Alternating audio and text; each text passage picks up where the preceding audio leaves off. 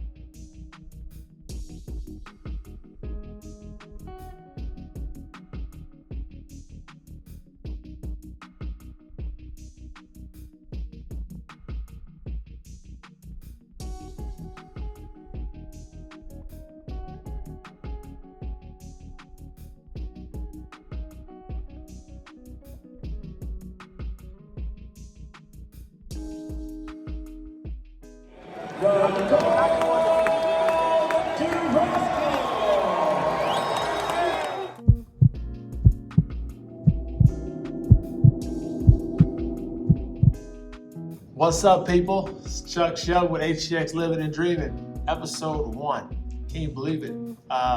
Something I would have never thought I would ever be doing today is sitting here shooting my first YouTube video. And down in the comments, I want y'all to write down how many times, or count how many times I use the word Because you don't realize how often you say the word until you start recording yourself. It's kind of crazy. Anywho, I'm Chuck Shelby. This is HTX Living and Dreaming. I am starting my own YouTube channel. Reason being is there's only a few ways to do marketing without it costing you so much money. So, as an value add to you guys, is I want to bring you some content that's entertaining. There's that word again. Entertaining, informative, fun, funny, all the above. A friend of mine, when I got into in the real estate game, he told me, he said, hey, listen, you just got to start posting. Just post your first video. Don't worry about what it looks like. So here's what I'm doing. This is probably, let's see, about 6-7 months later, I decided to finally post my video. So I'll tell you a little bit more about me. Chuck Shelby from the south side of Chicago, born and raised. I've been in Houston for about 11, going on 12 years now. How did I get here? Well, Like I said, born and raised in Chicago, South Side. Went to school at Grand Valley State University. Lakers fan. Let's go. West Michigan is where I met my wife. We had our first child. Moved to Houston, and I'll never forget when we were driving down 59, headed southwest towards Sugar Land. The very first time when we crossed that barrier, across the city limits of the Houston Metroplex, the feeling I got when we crossed over into Houston, I said, this is home. Now, mind you, I grew up in Chicago, born and raised, snow, all that, everything that comes with that. And I am a Cubs fan, by the way. We'll talk about that later. But I got here to Houston, and I just felt like home. It was about mid-afternoon, say 3, 4 o'clock in the afternoon, and we arrived driving in from Memphis. I've got family there as well. I remember looking around, looking at the city like, man, this is a beautiful place, man. I wish I would have grown up here. The cool part is I get to raise my kids here. A couple things I liked that caught my eye right away was obviously the city skyline is beautiful. Doesn't quite compare to the south side, to Chicago, don't get me wrong. Houston's pretty good, especially being the 4th largest city in the United States. But I had big dreams, big goals. I had what I call a 98-degree diploma. I studied exercise science, clinical exercise science at Grand Valley State University. And I walked across the stage, received a little blank paper ceremonial deal, graduated, and I was still needing to get my the internship done. Well, by this time I had to make a business decision. I had a youngster, my oldest daughter, my wife and I, we were engaged at the time, and it was, okay, work full-time for free, and not feed the kid, or feed the kid and negate the 98% degree. And obviously I chose the latter. So we moved to Houston shortly after graduating, I think about like 3 months after graduating from the university. Moved down here, stayed with some family members in Sugar Land, and the rest is pretty much history. I remember looking around, thinking about opening a gym. I had so many ideas. I wanted to work for the Rockets, wanted to work for the Spurs, in any type of capacity with health and fitness. I'm a big health and fitness geek. Although I sort of fell off for a few years, it's easy to do, especially in Houston. So we moved in, fell in love with the city, fell in love with the people. And I said, man, this is home. It's got everything I'm looking for. It's got the sports teams, it's got the people, it's got the food, it's got the activities. It's warm. I was sick of the cold. Like I said, went to school by way of Chicago, went to school in Michigan, where we've got plenty of snow. So, great weather. It's September when we moved here. It's like 95, 96 degrees, which I thought at the time was fantastic. I had never experienced that before in my life. So I'm like, man, we got an extended summer. I just didn't anticipate how long that extension was. It extended all the way through to like December or something like that. It was crazy. But anyway, moved here, loved it, and then I got into the car business. So everybody who's ever worked in the car business knows you don't plan on selling cars. It just sort of happens to you. So looking for jobs, trying to figure out what I wanted to do. I had a little bit of money saved up. That money started to run a little bit dry. So, I'm looking at my fiance at the time and saying to myself, all right, I've got to figure something out. And she had already picked up a job. My timeline might be a little bit off, but we'll figure it out. She had already picked up a job working for the United States government in some capacity. And I'm still looking. All right, what do I do? I got this youngster here. I'm playing stay-at-home dad for a hot second, and watching her grow and eat. So I'll never forget my uncle comes home with a job application. And he's like, hey, I've got an application for a place for you to go work. I'm like, I look at it. It's like, this is back when they still had paper applications. It's like car salesman. nah, I'm not going to be a car salesman. I got a college degree, a 98% degree. Hang on, I got some issues with my lighting here. But yeah, so I'm a little bit cocky, your typical millennial coming out of college. Cocky, got my diploma. Never mind the fact that it wasn't a full diploma, but I was 98%. So I started blowing it off, and I went to go do some hard labor with a friend of ours, a family friend of ours, where they do concrete work. And I don't know if you ever did concrete work. It only took me about 3 days to realize, all right, this ain't for me. Hands hurting, feet hurting. These hands ain't never seen a day of work. But I went ahead, and my pride didn't allow me to go and take that application. I ended up going to CarMax, and I interviewed there. And the young lady said, I don't know if you would be the right fit to work here and do what we need you to get accomplished. And that hurt my gut, because I'm one of those people that if I see something I want, I'm gonna go get it, and no one's gonna stop me. So I said, you know what? All right, cool, we'll take it. All right, you don't need me, I don't need you, we move on. So I ended up looking at the application, filling it out, I took it in, and I met with the sales manager there, and he told me to introduce myself to someone else because they didn't want there was a family connection there, and we didn't want that to be the reason I got the job. So cool. So I go there and I sit with another sales manager, and he sits and tells me the blues. And this might have been by strategy, maybe he was just testing me. But either way, man, check my ego real quick. He said, yeah, man, I don't know if you'll be any good at this. You don't know anybody here, you just moved here. I don't know if you'll be able to do what we need you to get accomplished. So I just sat there. By this time, kind of ticked off. I said, that's cool, man, that's cool. Got anybody else I could talk to? And he said, well, yeah, you can go talk to this guy. So I talked to that guy. He pretty much gave me the same response, that I probably wouldn't be any good at this. And I'm looking around the showroom floor like, dude, if these guys can do it, I can definitely do it. And that's just my mindset. Not always a good thing. Sometimes I have this ego that I just gotta sort of shake off me a little bit, because that guy talks to me and he makes me think I can do whatever I want. It's kind of true. So, long story short, they give me the job. I start working there, and the rest is history. I took off, did really well in sales, got promoted through the business office, and was recruited by another company just outside of the industry, which I became eventually an account executive.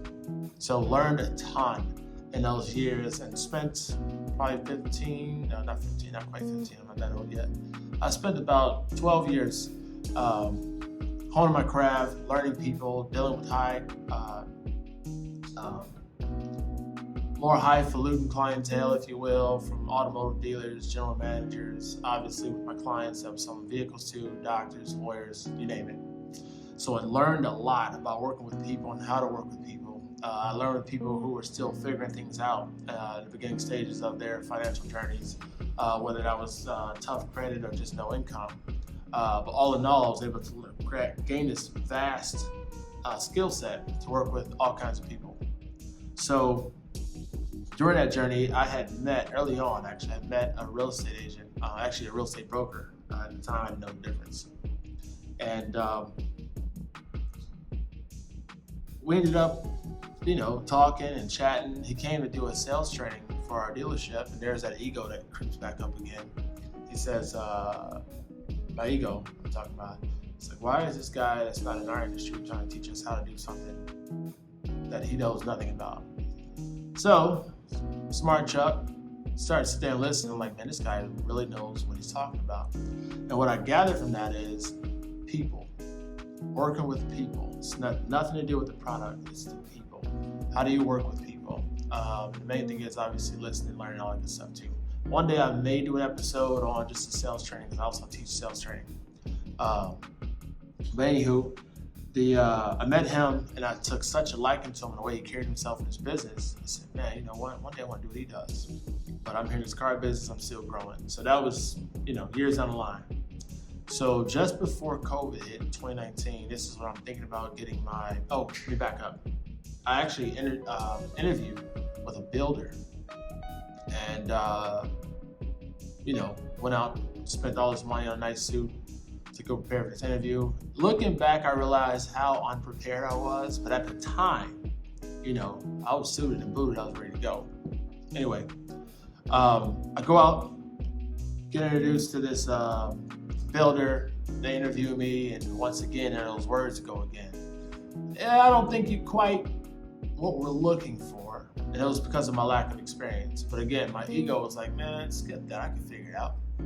So years go down the line, I still have this in the back of my mind, man, I really want to get in the real estate game. So 2019 comes around and I started thinking, okay, maybe I won't be a real estate agent, maybe I'll get into real estate investing. Then 2019 pops off into 2020, and we all know what happened in 2020, COVID hits. And now I'm watching all these property values skyrocket, real estate agents taking off. And I'm like, man, but I got a really, really good job. So I said I'll sit tight, hang back, wait for the market to correct itself, because we know it all operates in cycles, which we'll talk more about that some other time. So fast forward through that, I start to take my real estate classes, got real lazy because I was real busy and all the other excuses that come about, and I take the classes. The first time I let my enrollment at Champions School of Real Estate, I let that enrollment lapse. And I was like, you know what, maybe I'll do something different. And my wife, backbone, of course, she says, hey, when did we start quitting? I was like, man, we don't quit. Just, all right, well, let's go ahead and get back enrolled, pay the money, let's get back into it. I said, all right, bet. So I get into the school, I finish the school, take my exam, finish the exam, and now we're here. I got my real estate license February of this year. I think it was February 2nd, I passed my exam, and that's when I signed on with the brokerage PRG Realtors. And we'll do another episode on that later on too, how that process worked out. But at the time, I'm still working as a account executive for the company that I was working for in the past, a great company, and there was rumors, murmurs, all this other stuff, and something wasn't quite right. So, you get that feeling. So I started to plan my exit. I said, what, this real estate, as I went through school, I realized, man, maybe I should actually go forward with being an agent. I'm really taking a liking to this. There's a ton of different parallels to the automotive industry. I never realized how much I talk until I look at myself on camera. I talk a lot. Anywho, so I started to look at that opportunity, and I said, okay, cool. You know what? Maybe I can start to create this bridge as this gap widens, and jump off of the automotive game and jump straight into the real estate game. And I had this plan. I said, okay, I'm gonna wait about 6, 7, 8 months. This is all up here. I hadn't told nobody. And prayed on it, asked the Lord for guidance. And sure enough, 2 months later, I was laid off. First time in my life I'd ever been fired or laid off, which, as you do more, learning about what the word laid off is, it's just a real nice way to say, we got it from here. You're fired. So another ego gut check. I remember I was headed to take my daughter to, we're getting our braces checked. I had to pull over, take that phone call, took it outside. I was like, dang, they just fired your boy right in front of his daughter. Cold world. No, I'm just kidding. They didn't know that. But cried my 2 tears, literally 2 tears. Came down. I said, all right, gotta get back to it. So, go full time, partially full time. Because in the midst of that, I'm still working on what I want to do with this consulting business. Because I also do sales training on the side, consulting with dealer groups. So now I'm here, full-time real estate. Full-time real estate Chuck, aka List with Chuck, aka Wheels to Deals with Chuck. All that stuff is going to be with Chuck. And so here we are. So that's my background. Now, here's why I started a channel, a real estate channel, or not a real estate channel, but a YouTube channel. I started this channel because I watch a ton of YouTube. It keeps my interest with certain podcasts, certain volumes of entertainment, things like that. And I always had in the back of my mind, man, I'd love to start a YouTube channel. Now, I could have been YouTube channels where it's just me talking crap. I talk a lot of crap, but I don't want to show that side to you. That's another side. Maybe another channel in the future. I don't know. We'll see. But what piques people's interest? But then there was this challenge of, all right, I'm a very private person. I don't like my business out there. I don't like being in front of the camera. I don't like to share my feelings, all that good stuff. But just because I don't like it, I ain't really like broccoli growing up either, but it's really good for me. So YouTube is a great marketing space to build my business, to get more eyes. Of course, you've got your geo farming, you have your mailers, you have your door knocking, all these other different mediums, but then you also have the social media space, which is huge. So I had to take advantage of that. And I don't know if I said this earlier, but I did say this earlier. But my boy Aaron Latham, if you watch his channel, go to his channel. The dude's a whiz. And he's a beast. He's doing really well as far as business-wise. I'm watching his business grow. And he said, dude, you got to get on YouTube. And that's when I started learning these different words like SEO, long form, short form, all this other stuff. And I was like, man, that's a whole new ball of wax there. Is it bowl of wax or bottle of wax? I don't know. Leave that in the comments. We'll figure it out. But and I was like, yeah, I know, I'm gonna do it. And I continue to become more fans, or a fan of more and more other YouTube channels, not just real estate, but everything else. And in the back of my mind, it's okay. How do I start?